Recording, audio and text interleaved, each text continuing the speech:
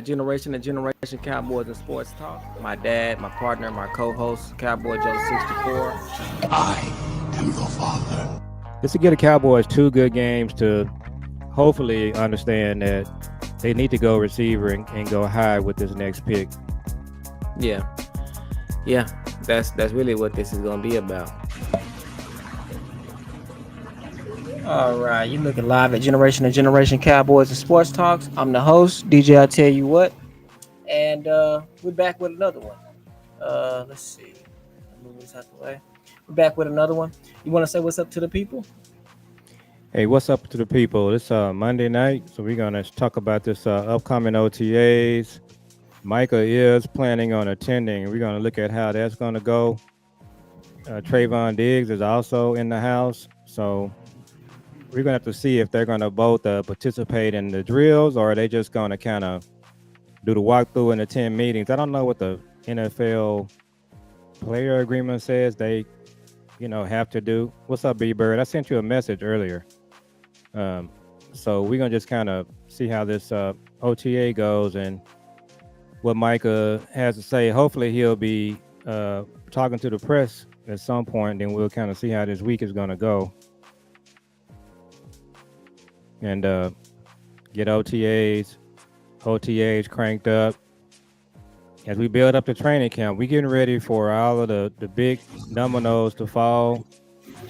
Training camp is coming up, and the guys getting ready for camp. So this Jair Alexander news has broke today, and it's kind of a mixed bag. I was listening to Big Time Show earlier, and some of you guys know that he and I, we're fraternity brothers. We both Noops, and it's really interesting how he and I, we really kind of align on a lot of things. I know his number one rivalry is the Steelers and the 49ers, kind of like mine is.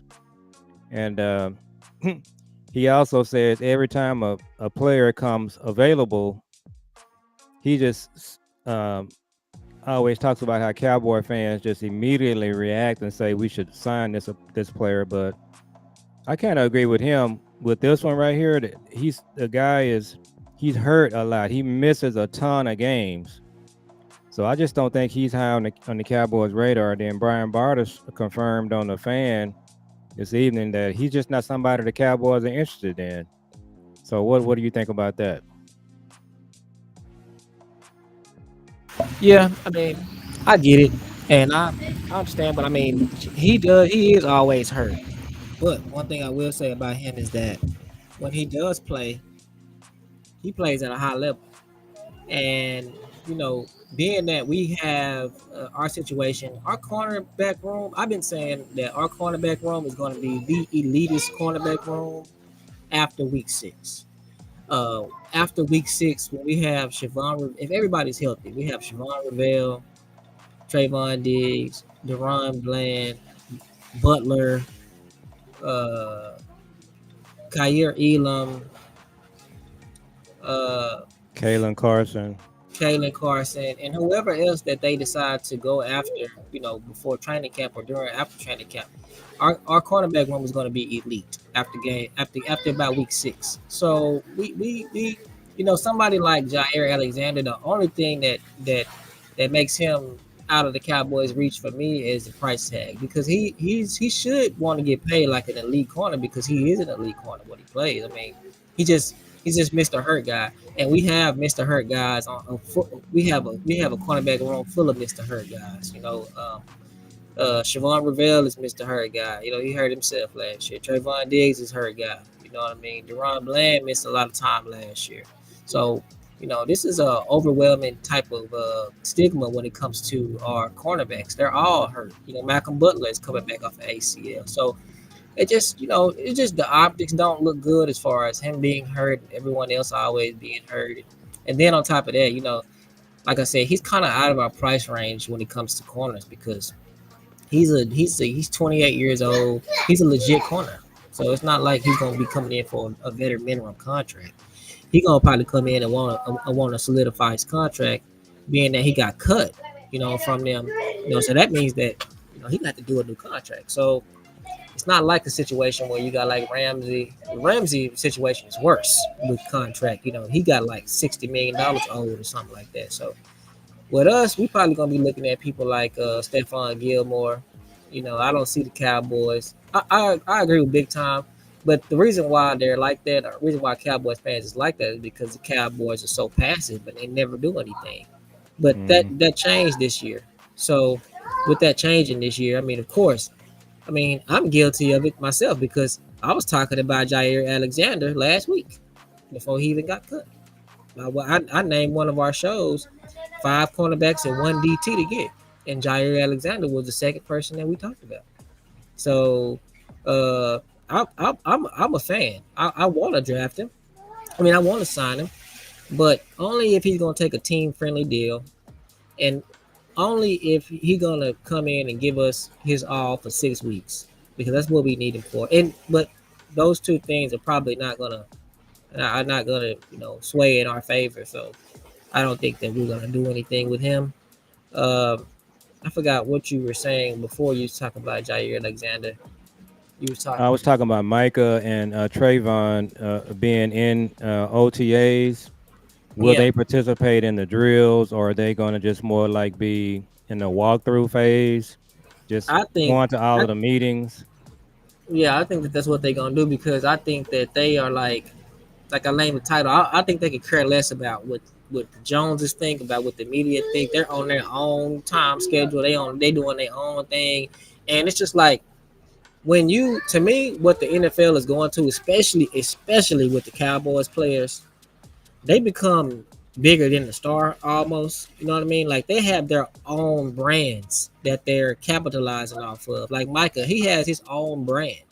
So, Trayvon, the Diggs brothers, they have their own brand that they're gonna do without outside of football. So it's kind of like Jules, it's kind of like the Cowboys.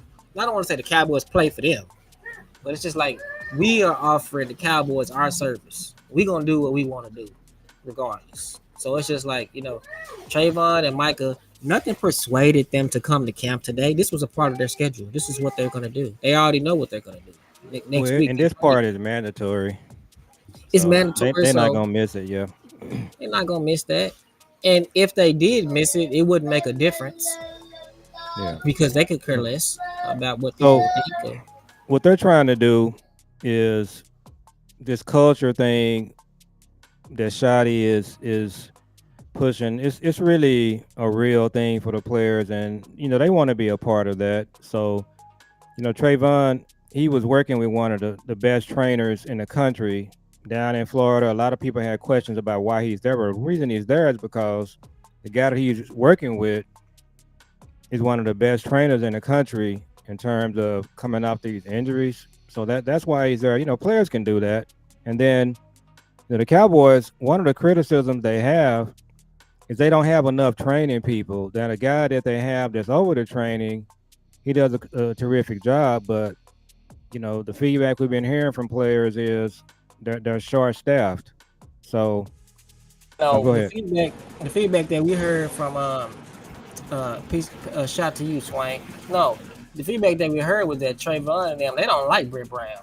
Yeah, well, that's part of it, but So I don't and know what so, that's about, but they don't but like.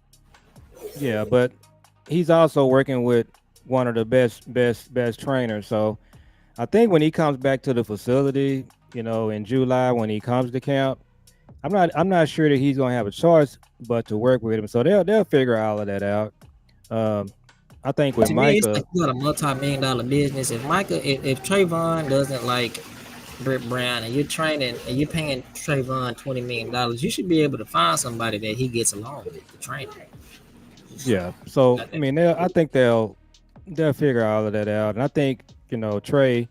I think at the end of the day, he's gonna start out on pup, and then we're just gonna see when he's ready to play. Where I am with all of these guys, we've talked about on our show. Big Time has talked about it.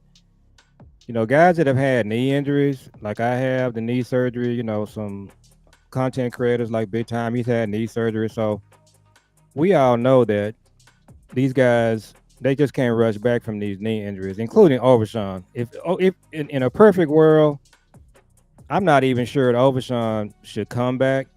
If he does, he has to be pretty sure that he's going to come in and play and be on a pitch count.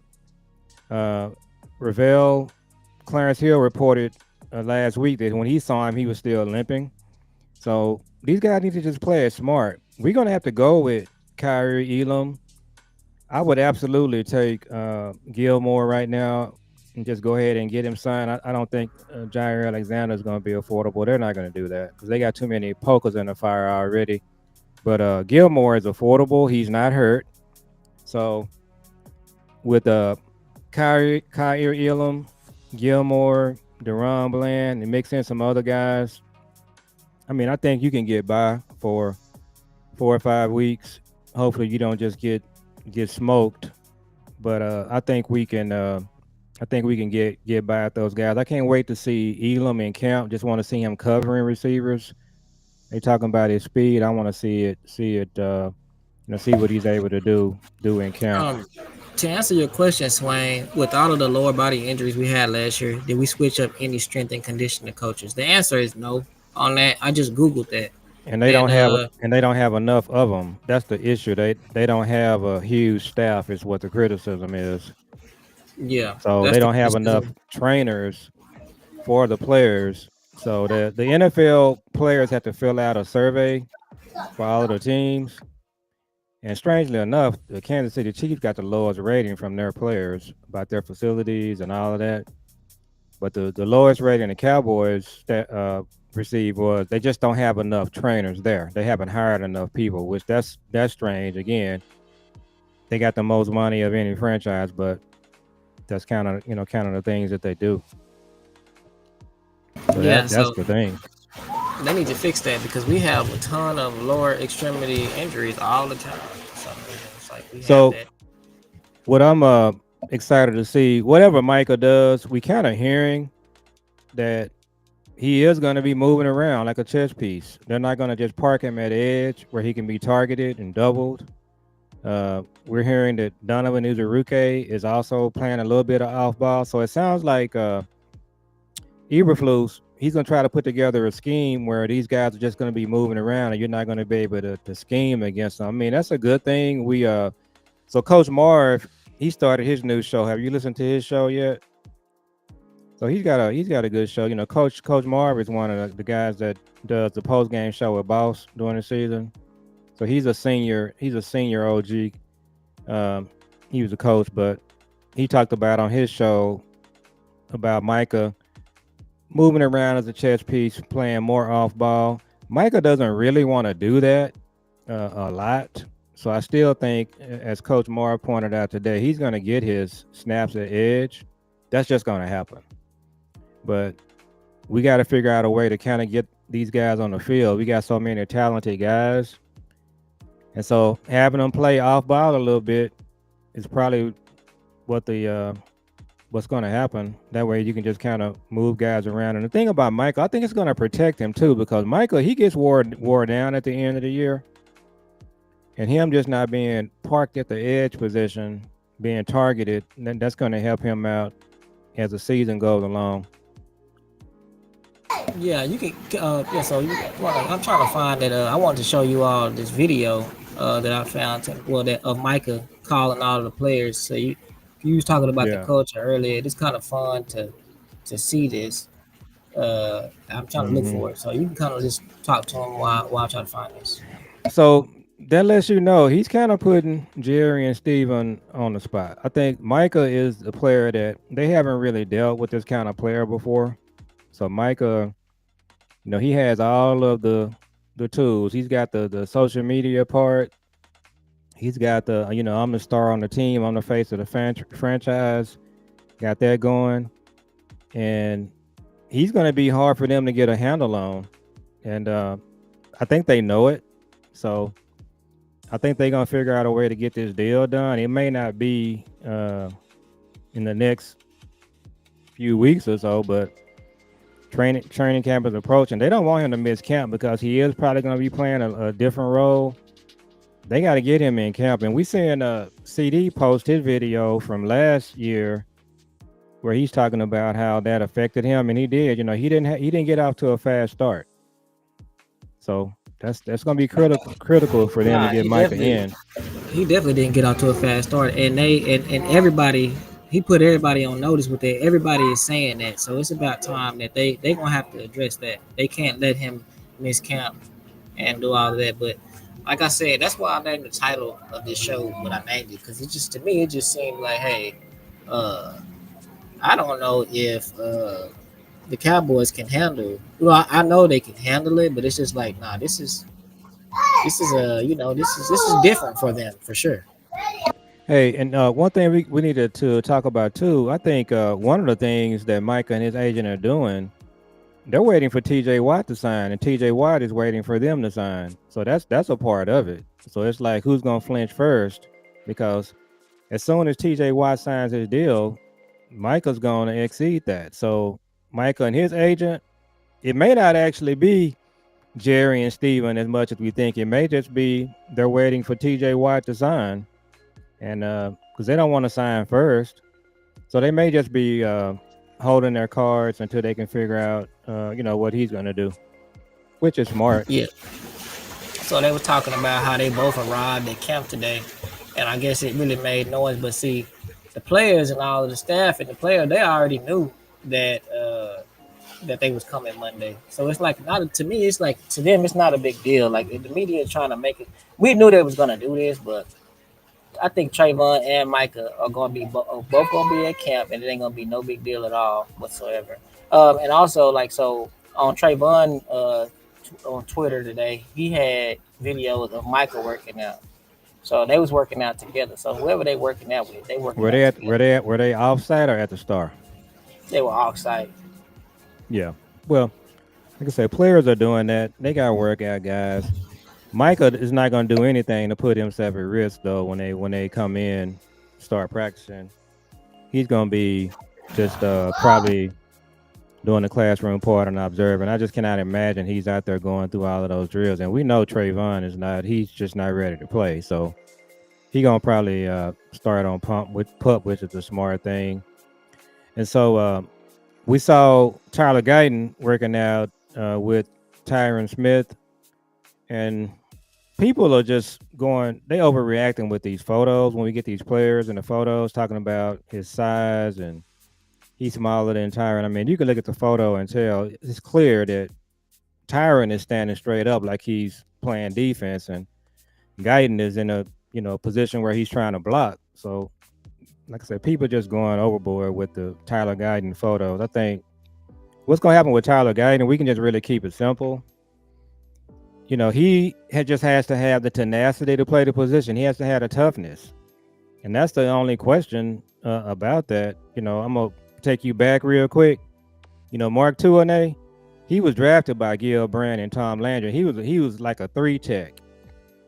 And they moved him to left tackle when Jimmy came in. But what he had going for him, he was the toughest guy on the team. People would say if they got into a fight or they had to go down the alley, Tuanay was the guy. So he just had that. He was just a mean guy. He was, the Samoan or wherever they from, the Hawaiian guys. And he went up against Bruce Smith in Super Bowls, and it was basically a draw. Bruce Smith would win some, he would win some, but he just, he had that toughness. That's what Guyton has to develop, and honestly, I don't even know if Steele has it. Steele, to me, he's just a better tackle. He's a better technician, but I don't know if what's the question on Guyton is simply going to be, is he gonna get out there and just slug and fight it out with guys, to stay on the field? And that's the question. And I think he will. Me personally, I think he will. I don't see any reason why he won't. Uh, Well, I think he will. Now I found the microphone call. It's pretty interesting. So I'm gonna share it. okay. So give me 1 second.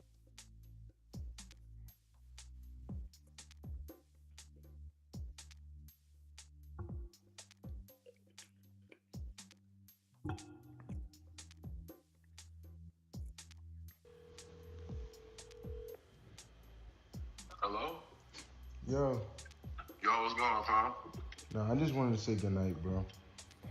Oh, what you are, bro. I know you lying, bro. Nah, bro. I love you, my nigga. I want to say, you too, bro. yeah, I wanted to say good I night. appreciate it, bro. Yeah, It's good for my mental, bro. This is what I needed, man. bro. That's the part that I hate. Like, I just feel like recently nobody check up on us no more. Can you hear it good? Facts, bro. Like, Yeah, I the can hear it. reassurance, bro, is that somebody is always there for you and valuable, bro. Shit. Hey, I love that, bro. For real. Man, this made my night, bro. This made my night, dog. That's special to me. I love that you said that. That's what it's about, bro. Squad up. What's up, bro? I just called to say good night, bro. You on your TikTok shit? Nah, bro. I just love you so much, and I was just thinking about you. I love you too, bro. Yeah, good night, man. Sleep well. Kiss the babies. You too.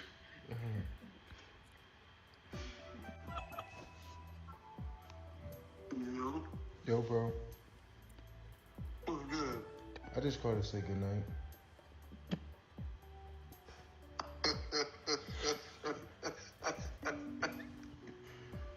I heard that. Yeah, I seen the video. I love you, bro. I love you. Videos, bro. Hey, hey, good night, bro. Hey, I appreciate you. Yeah. Hey, man, you have a good night as well. You coming to dinner on Monday? Yeah, seriously. That's it. All right. What's up, brother? Yo, bro, I just called to say good night, bro. Oh, I only got something. Man, you funny as fuck, son. So the one with Turpin was funny. All right, good night, my dog. That's all, bro. Yeah, that's the one with Tucker right there. Hey, have a good night, my dog. Now the one with Shotty, I wasn't kind of following it at first. This shotty right here. What up, coach? What you doing, man? You all right? Yeah, I just wanted to say good night. Okay. I love that, bro. What's going on? Y'all good? Hell yeah. You know what I mean? I just feel like, as player to coach, just checking in on you, them two, say good night. Hope fans well. See you Monday. Excited about next week. Just a good night. Well, good, man. Well, hey, look, I know this is weird for everybody, man, but look, you're handling everything the right way, bro. And this thing's going to get worked out. And, again, I'm thrilled to see where we take this thing, man. We're building something special, and you're going to be a huge part of it, bro. Yeah, man. Hell yeah, Shotty. Take a shotty from me when you got a chance, man. Hey, I'm drinking a shotty right now, man. Get ready to hit it. Turn it for the night, brother. Hell yeah.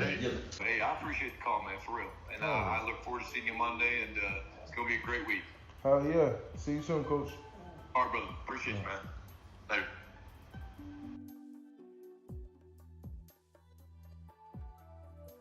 Yeah, so that was cool. You know what I'm saying? This gym showing their camaraderie and all of that. It's kind of cool.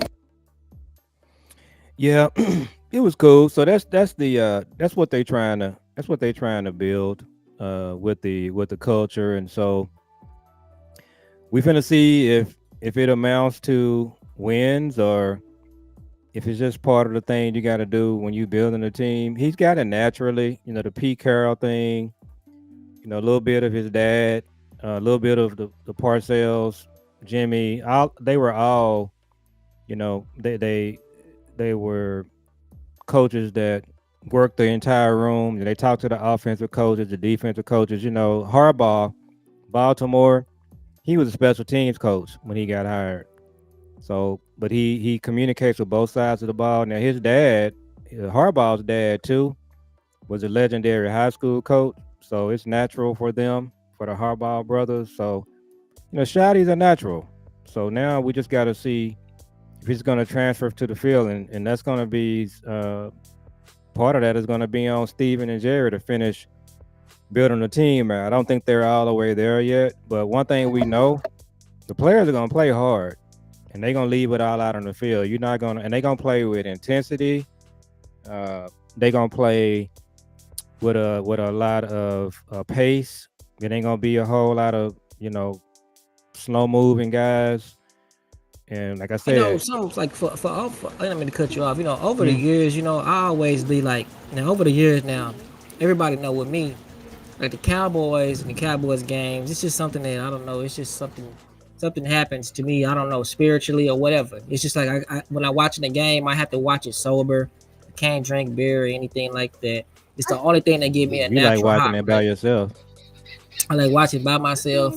You know, maybe one or two people that I can have on. I mean, have on the phone, or maybe you, or maybe like one or two people I can watch it with. Devon, Dante.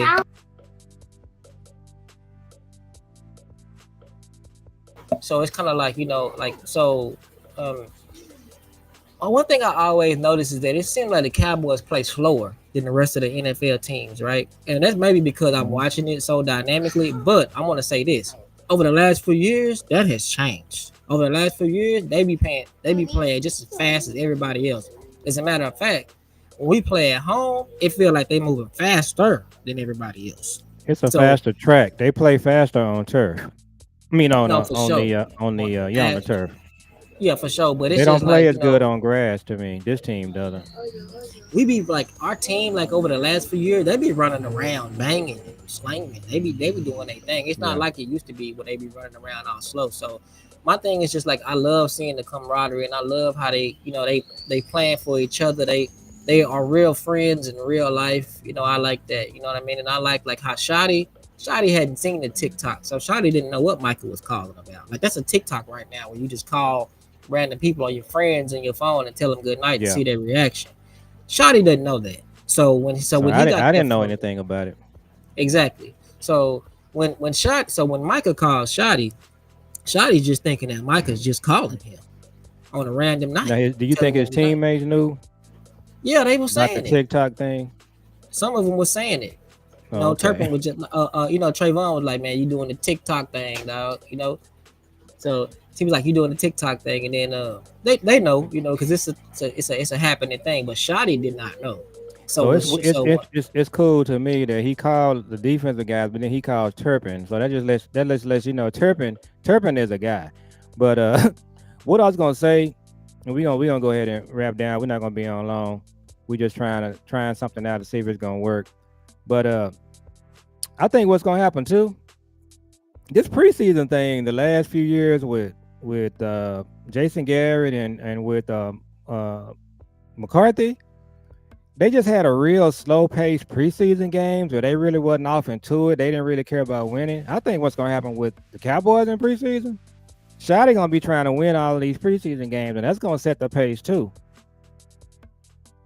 He not gonna come out there just lollygagging around. He gonna be trying to win those games. And by the way, I think the Baltimore Ravens, I don't think they've lost a preseason game. They got like a record going.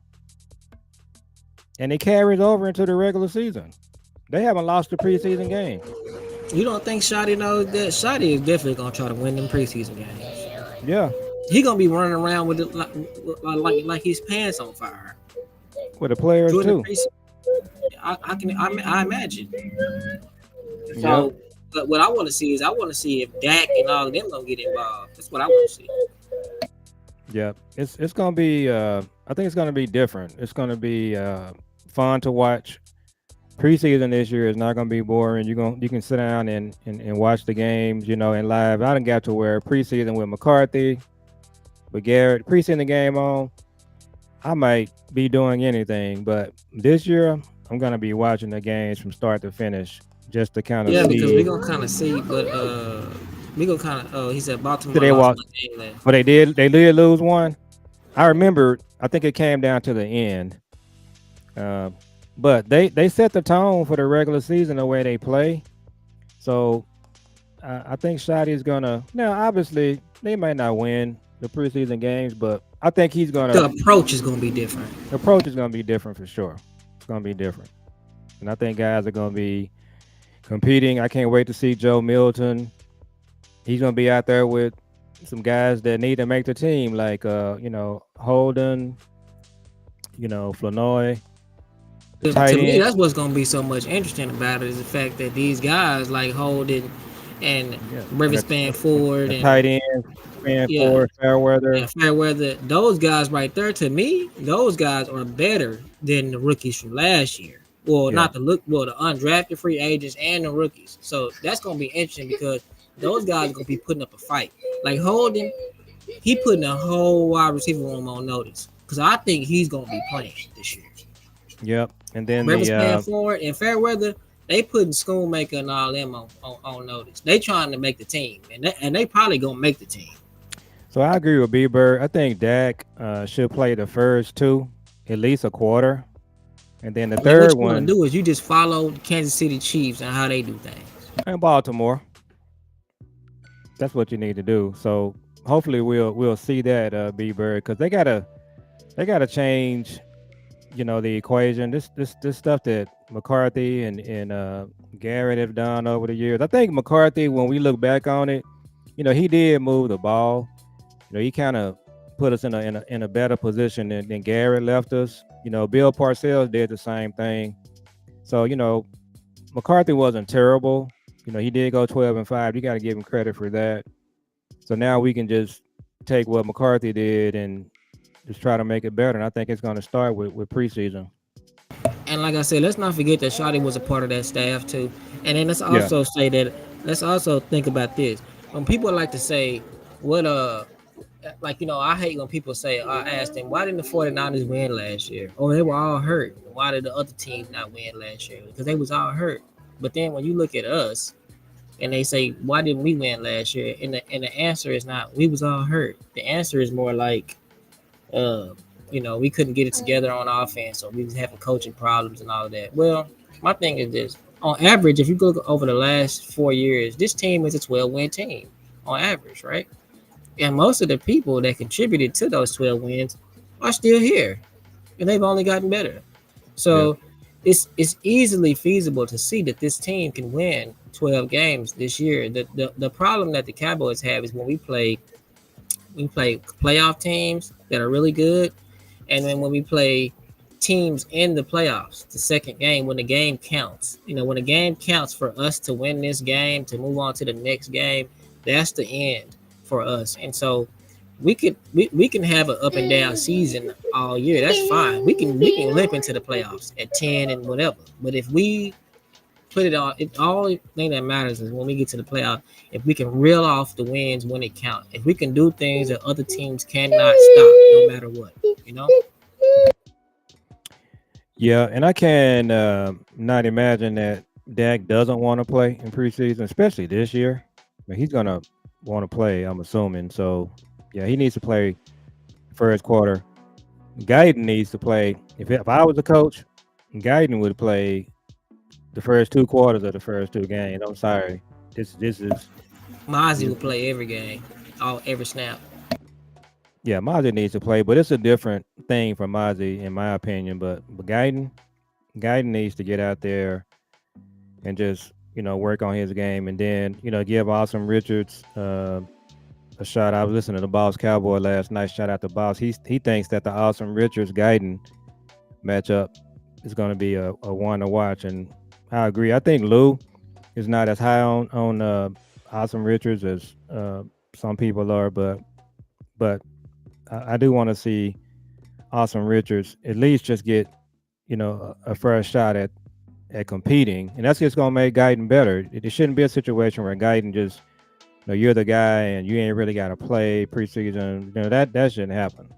He needs to be out there. Well, Yeah, just I playing. agree with y'all, but I just think that Guyton is just better than Awesome. I think that Guyton is going to be better than Awesome Richards in preseason. I mean, in training camp and in preseason. I think that we got to give Guyton a fair shake. He didn't really even he only played like 6 or 7 games his senior year, and he played those at right tackle. And then last year he played left tackle for the whole year, and that was his first time playing left tackle in his entire career. And that's like one of the most important positions on the team. Yeah. So, yeah, I think Guyton is the guy. They're gonna give him every shot to win the job and keep the job. So a little competition, it's not gonna hurt. That's kind of what we want to see across the board. And then B Bird said after the Green Bay loss, the McCarthy era was over, but the Georgia still brought him back as a lame duck. That's absolutely right. I think that last year they was just trying to figure out what they was finna do. They were trying to figure out the game plan on what to do, have a reset year, set the cap right, They just had to figure out what they finna do for the next 5 or 6 years, and so they figured it out. And we seeing Yeah. phase one. Actually, we seeing phase two. Phase one was last year when they didn't do anything in off season, and they let those numbers kind of catch up. But now we're in phase two. We got a new coach. We got some new youth on the team, and we had a better draft. So things should be looking up this year. Yeah. Yeah. So we can go ahead and wrap. We was trying to see what it was looking like if I was to do it outside. So I think it went pretty well. I could set it up different next time, but I think we did pretty good. So we appreciate y'all for coming out. B Bird, we gonna see B Bird Wednesday for sure. Yeah. I'm gonna get with him, set it up. Okay, so we'll see everybody later. Y'all make sure y'all comment, like, and subscribe, and we appreciate y'all for kicking it with us on our Monday night special. Okay. Appreciate it, guys. All right, peace, y'all.